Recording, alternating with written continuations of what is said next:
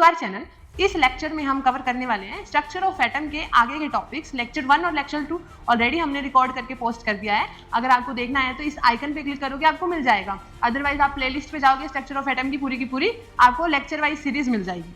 अब ये लेक्चर आपको क्यों देखना चाहिए? अगर आप जेईई मेंस के लिए, एडवांस के लिए, नीट के लिए या सीबीएसई के लिए आप अपने कंटेंट को प्रिपेयर करना चाह रहे हो तो आपको ये लेक्चर देखना चाहिए, क्योंकि इसमें मैं केमिस्ट्री के लेक्चर के साथ साथ फिजिक्स में आने वाले टॉपिक्स को भी कवर करूंगी।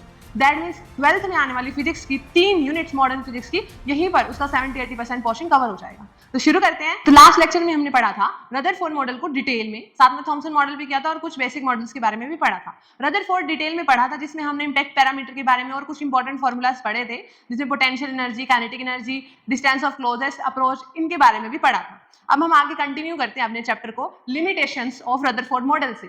ये लास्ट चीज थी जो रह गई थी, उसके बाद हम बेसिक डेफिनेशंस के टॉपिक पर चलेंगे। लिमिटेशंस का मतलब क्या है कि वो क्या क्या नहीं बता पाया था, क्या इंपॉर्टेंट बातें थी जो उसका मॉडल एक्सप्लेन नहीं कर पा रहा था।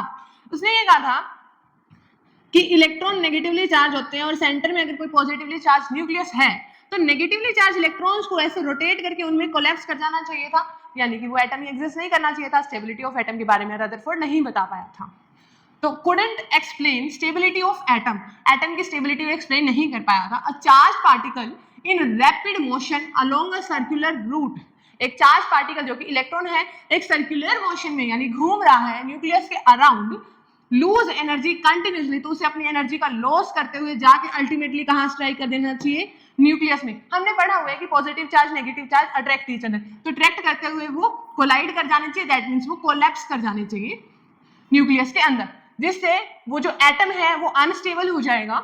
This causes an atom to be unstable, whereas we know that atoms are extremely stable। इसका मतलब कि वो इस बारे में एटम की स्टेबिलिटी के बारे में एक्सप्लेन नहीं कर पाया था। रदरफोर्ड साइंटिस्ट ने does not explain the arrangement of electrons in an atom, atoms किस तरह से अरेंज है एक एटम में उसे भी एक्सप्लेन नहीं कर पाया था।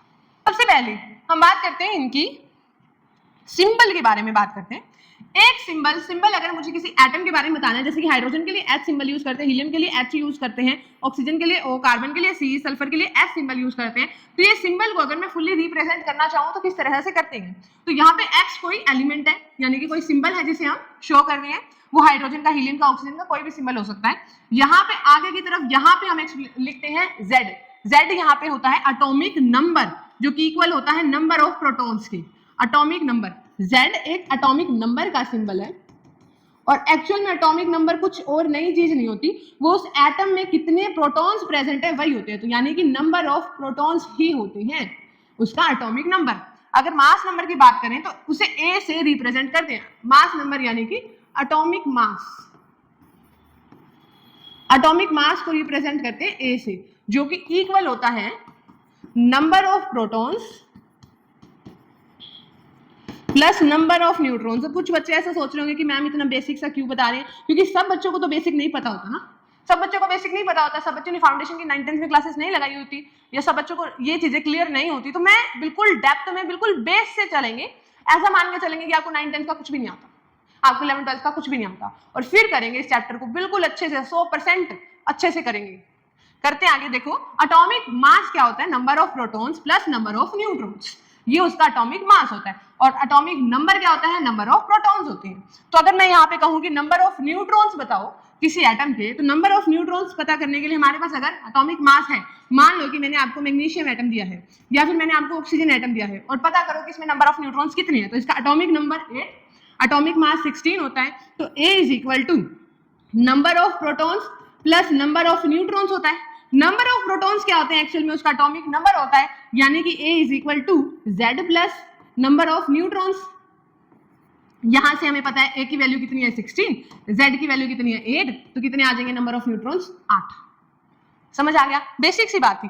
एक बात और मैं आपको यहाँ पे बताना चाहती हूँ, कुछ बच्चों को ये नहीं पता होता कि A2 लिखा है, 2A2 लिखा है, या 2 पहले ये 2A2 लिखा है, इसमें क्या फर्क है? या फिर A2 पॉजिटिव लिखा है, या फिर लिखा है 2A2 पॉजिटिव, या फिर लिखा है A2 नेगेटिव, इसमें क्या डिफरेंस है? पहले हम बेस से बात करते हैं। कई बच्चों का फाउंडेशन बहुत वीक होता है, तो यहाँ पे हम इस चीज को अच्छे से क्लियर कर लेंगे। केमिस्ट्री पढ़ रहे हैं, सिर्फ पढ़ नहीं रहे हैं, केमिस्ट्री को हम फील कर रहे हैं, समझ रहे हैं। एक बार जब हमने किसी सब्जेक्ट को अपना बना लिया ना, उसे समझ लिया, अपना लिया, तो फिर उस सब्जेक्ट में कोई उसे हरा नहीं सकता। तो यहाँ पे हम केमिस्ट्री को फील कर रहे हैं। केमिस्ट्री को फील करने से पहले हमें केमिस्ट्री का बेस पता होना चाहिए। केमिस्ट्री का बेस में हमें क्या पता चलता है कि अगर कभी भी कोई भी सिंबल के पीछे और नीचे की तरफ कोई नंबर लिखा हो तो इसका क्या मतलब होता है।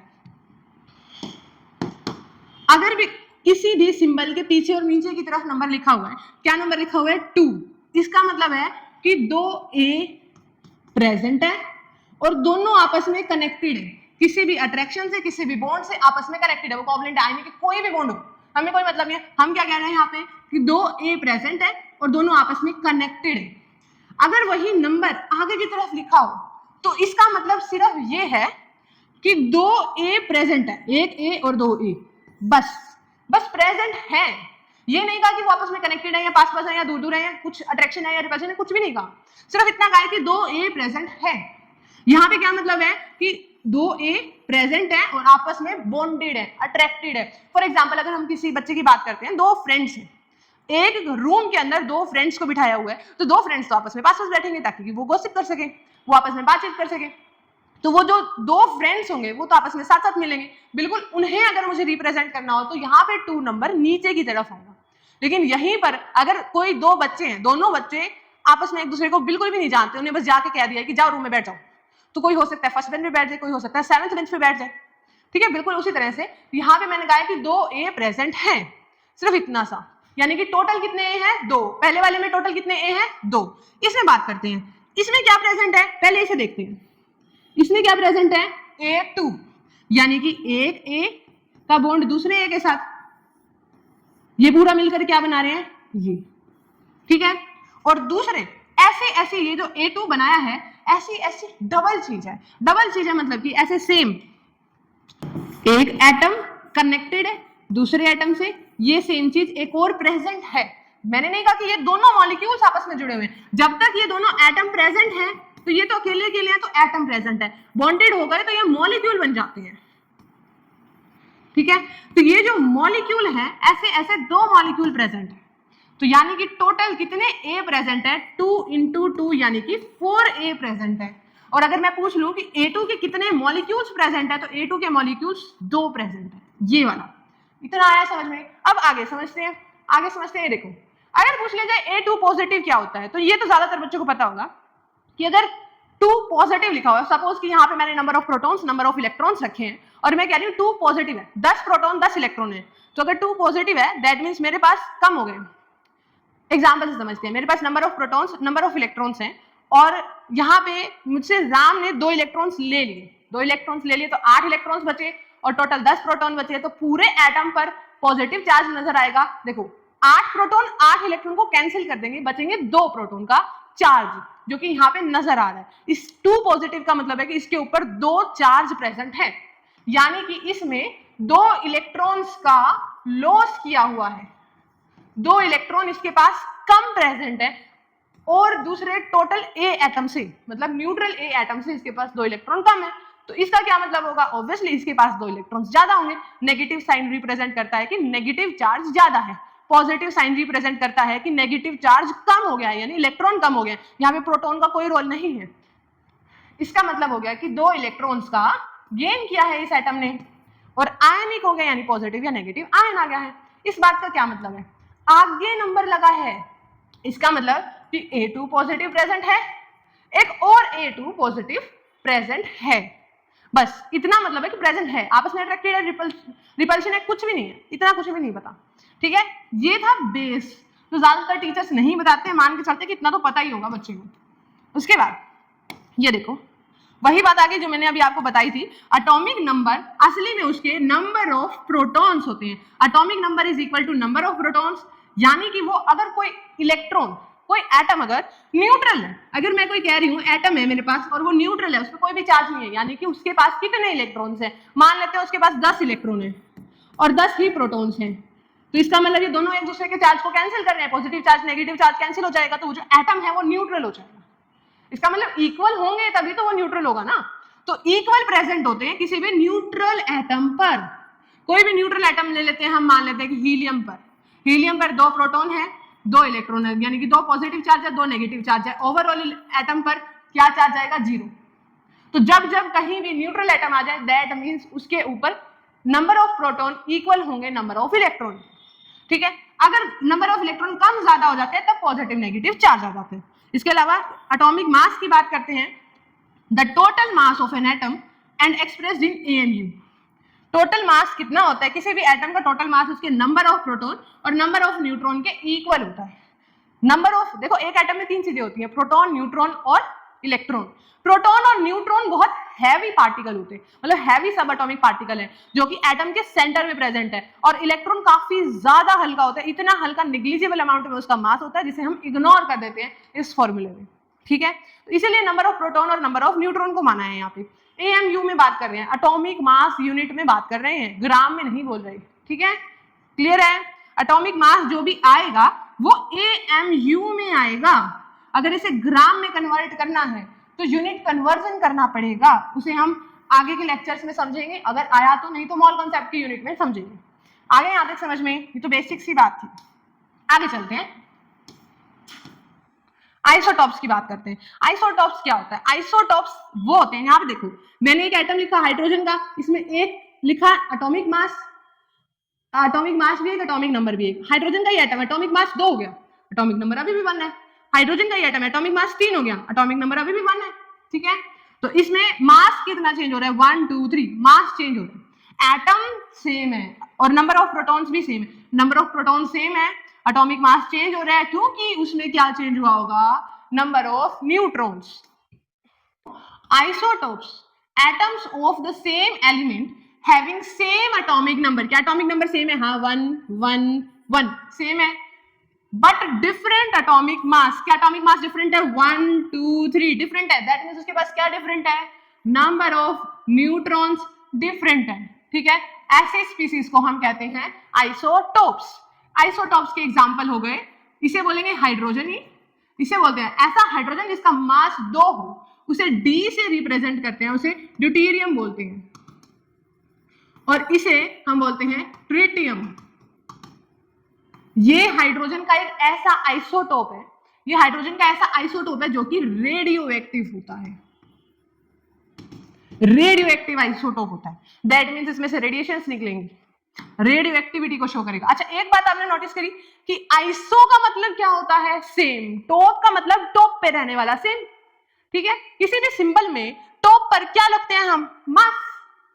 लेकिन यहाँ पे ऐसा कुछ नहीं है, ये उल्टा है। कई बच्चे यहाँ पे तुक्का लगाते हैं कि जो टॉप पे होगा वो सेम होगा, टॉप पे तो मास होते तो मास सेम होगा। मास ही तो अलग है, तो सेम क्या है? सेम है नंबर ऑफ प्रोटॉन्स, इसीलिए इन्हें बोला जाता है आइसोप्रोटॉन्स। ऐसी स्पीसीज को आइसोप्रोटॉन्स भी बोला जाता है, या फिर आइसोप्रोटोनिक स्पीसीज भी बोला जाता है। आइसोप्रोटोनिक स्पीसीज, बच्चे तुक्का लगाते हैं, तुक्का भी देख के लगाना होता है। टॉप सेम हो गया, मास सेम हो जाएगा, मास सेम नहीं होता है, इसमें मास डिफरेंट होता है। क्या सेम होते हैं? प्रोटॉन सेम होते हैं।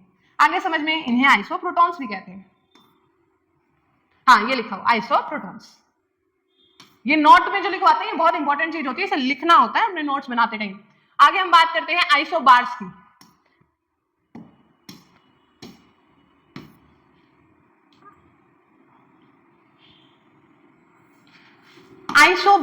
Isobars atom of different element. Atom of different element मतलब अलग अलग एलिमेंट्स लेने वाले, जैसे कि आर्गन ले लिया, पोटेशियम ले लिया, कैल्शियम ले लिया। हैविंग डिफरेंट एटॉमिक नंबर, यानी इनके एटॉमिक नंबर डिफरेंट होने चाहिए। आर्गन का 18 होता है, पोटेशियम का 19 और कैल्शियम का 20, बट सेम मास नंबर, लेकिन उनका मास सेम आना चाहिए, अप्रोक्सीमेटली सेम होता है इनका मास, 40 40 और 40। तो ऐसी स्पीसीज को आइसोटॉप्स, आइसोबार्स कहते हैं। ठीक है, mass number 40 40 40, mass same, number of protons different है, नंबर ऑफ न्यूट्रॉन्स डिफरेंट। आगे समझ में, लेकिन मास सेम आया है। ऐसी स्पीसीज को आइसोबार्स कहते हैं। आगे चलते हैं,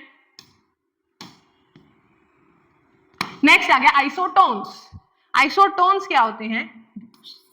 सब में गड़बड़ कर रखी है। आइसोटोन्स क्या होते हैं? Isotone atom of different element, अलग अलग एलिमेंट के एटम्स प्रेजेंट होंगे, कार्बन नाइट्रोजन ऑक्सीजन अलग अलग एलिमेंट्स हैं, have same number of neutrons, जिसमें नंबर ऑफ न्यूट्रॉन सेम होने चाहिए बट डिफरेंट एटॉमिक नंबर, लेकिन उनका एटॉमिक नंबर डिफरेंट होना चाहिए।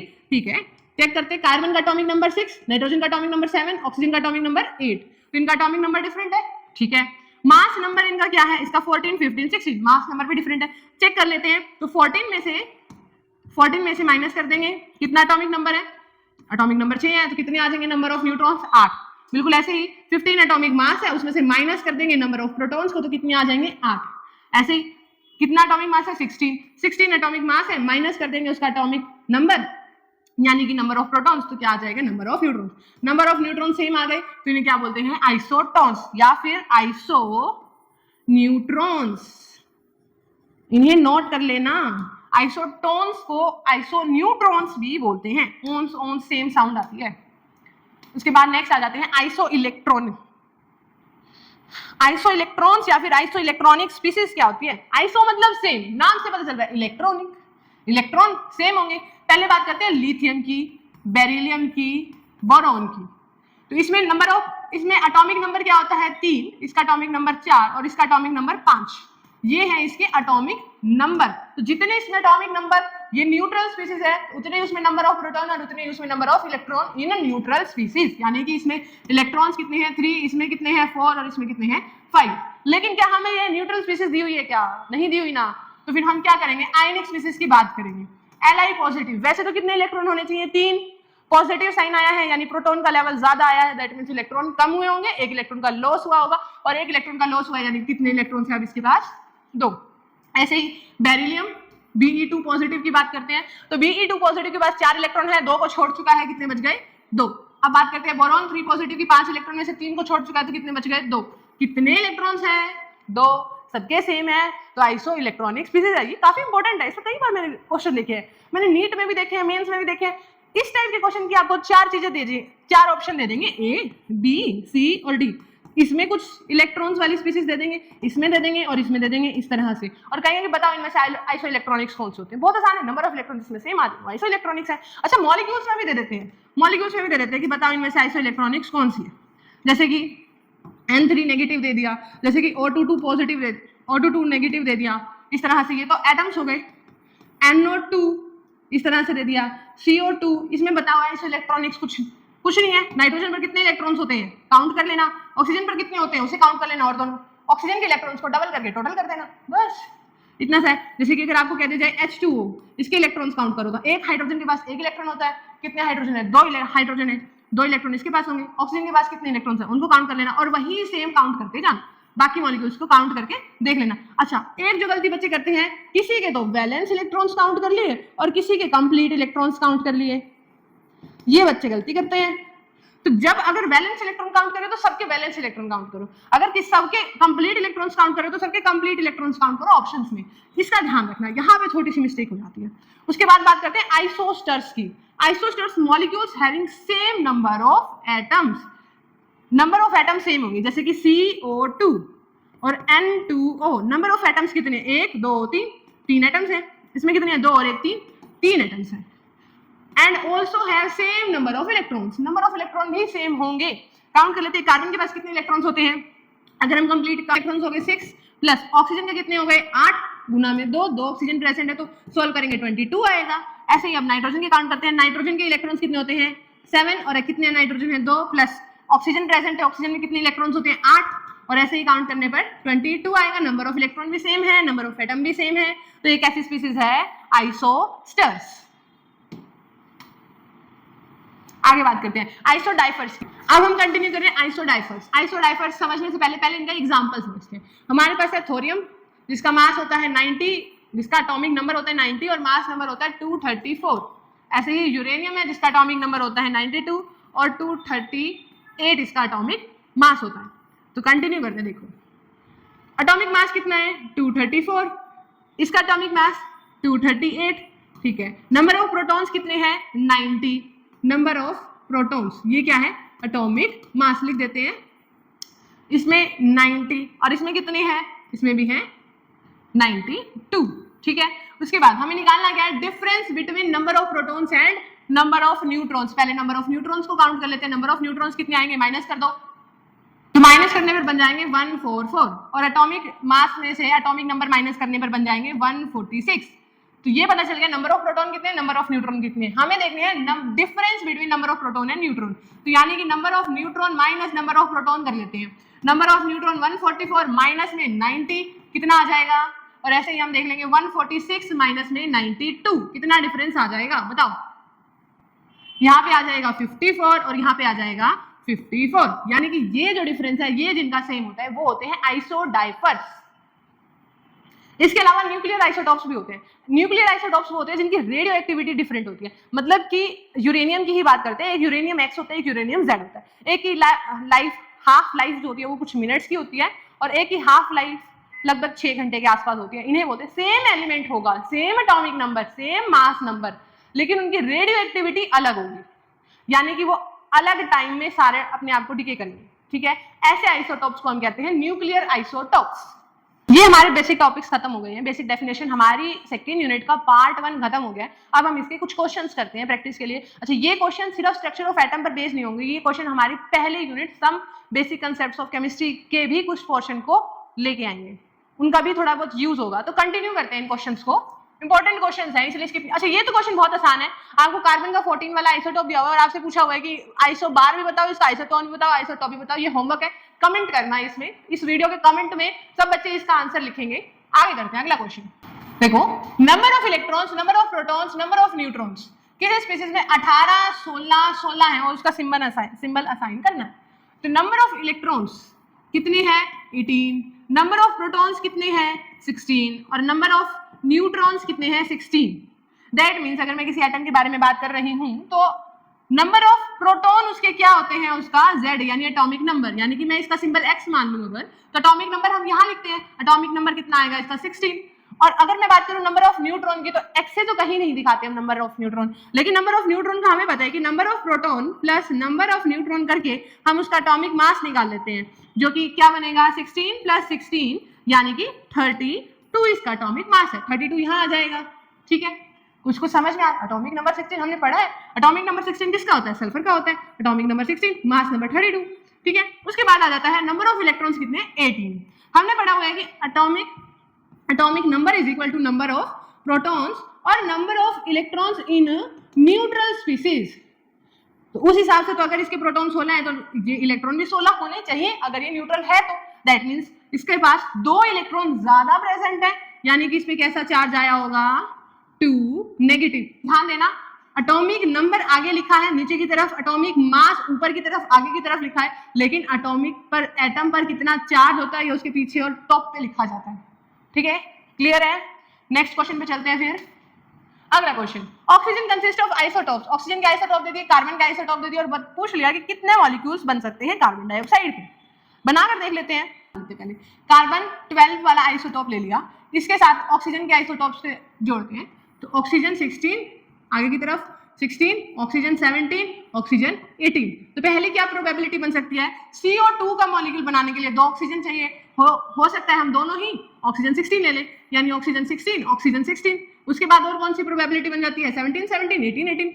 तो मैं सीधा मास लिख रही हूँ, 17 17 की बन जाती है और 18 18 की बन जाती है कार्बन 12 के साथ ही। और क्या बन सकती है, 16 17 की, 16 17 की, और क्या बन सकती है 17 18 की, 17 18 मास वाले की, और क्या बन सकती है 16 18 मास वाले की। बन गया। यहाँ पे सब में क्या आ रहा है, carbon 12 carbon 12 carbon 12 carbon 12 carbon 12। कितने बन गए पॉसिबिलिटी, और कोई पॉसिबिलिटी तो नहीं है, नहीं है। 1 2 3 4 5 6, यानी एक कार्बन 12 का आइसोटॉप 6 तरह के मॉलिक्यूल्स बना रहा है अलग अलग मास के। तो अगर ऐसे ऐसे 3 आइसोटॉप है तो मल्टीप्लाई बाय 3, कितना आंसर आ जाएगा, 18 टाइप के मॉलिक्यूल्स बन जाएंगे। तो आंसर इंटीजर टाइप क्वेश्चन है, 18 आएगा। What will be the difference between mass number if the number of neutron is halved and number of electron is double? अच्छा, ये बहुत बेसिक क्वेश्चन है जिसको बेस आता है, अदरवाइज यहाँ बच्चे फंस जाते हैं। देखो, एटॉमिक मास ले लेते हैं, किसके इक्वल होता है, number of neutron plus number of protons की, ठीक है। तो ज्यादातर बच्चे क्या करते हैं, नंबर ऑफ न्यूट्रॉन को हाफ कर दे तो मास भी हाफ हो जाएगा, ऐसा कुछ भी नहीं होता। ऑक्सीजन के एग्जाम्पल से समझते हैं। एक ऑक्सीजन एटम का एटॉमिक नंबर कितना होता है, 8, और मास नंबर कितना होता है 16। तो इसे देखते हैं, मास नंबर है 16, ठीक है। एटॉमिक नंबर ऑफ प्रोटॉन है 6 8, तो नंबर ऑफ न्यूट्रॉन कितने होंगे, वो भी 8 ही होंगे।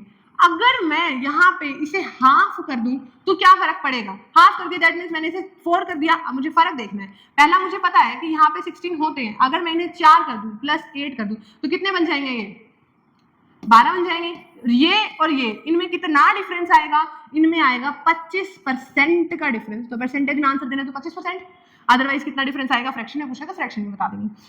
आगे समझ में, एक्चुअल में वैल्यू में डिफरेंस नहीं पूछा, कितना डिफरेंस पड़ रहा है, क्या फर्क पड़ रहा है, उसके बारे में बात कर रहे हैं। और अगर आपसे पूछा जाए कि नंबर ऑफ इलेक्ट्रॉन्स को डबल कर दे तो क्या होगा, कुछ भी नहीं होगा, कुछ भी नहीं होगा, क्योंकि atomic mass number of neutron और नंबर ऑफ प्रोटॉन पर डिपेंड करता है। एटॉमिक मास डिपेंड ही नहीं करता नंबर ऑफ इलेक्ट्रॉन्स पर। आज के लेक्चर में बस इतना ही। लेक्चर नंबर 4 में हम कवर करने वाले हैं इलेक्ट्रोमैग्नेटिक स्पेक्ट्रा के बारे में, ब्लैक बॉडी रेडिएशन के बारे में, फोटो इलेक्ट्रिक इफेक्ट के बारे में, बहुत इंपॉर्टेंट क्वेश्चन करने वाले हैं, ड्यूअल नेचर ऑफ पार्टिकल्स के बारे में पढ़ने वाले। लेक्चर नंबर 5 में हम एटॉमिक स्पेक्ट्रा यानी कि हाइड्रोजन स्पेक्ट्रा और बोहर मॉडल, बहुत इंपॉर्टेंट टॉपिक है इस यूनिट का, बोहर मॉडल को कवर करने वाले हैं। ऐसे ही वीडियोस के लिए चैनल को सब्सक्राइब कर लो, वीडियो को लाइक कर दो। All the best.